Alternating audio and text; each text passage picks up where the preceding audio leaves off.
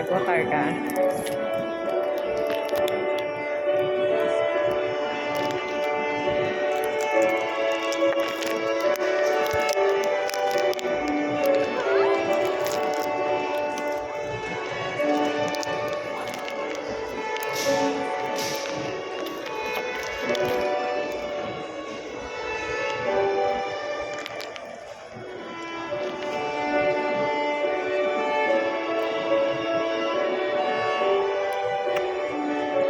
Ano bilhin mo agad? 380 yun, pero may delivery, tapos parang may discount siya. May ano siya, nataon dun sa voucher na 300 plus din yata yung naging voucher niya. Kaya nakuha ko ng 37 plus. Baka man.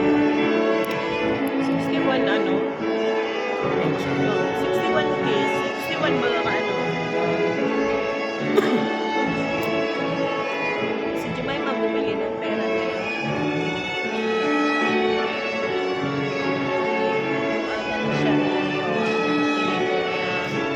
Tapos nung graduation niya, nagpadala yung kaibigan ko. Regalo sa kanya, si Angel at si Marie. Dinagdag ko.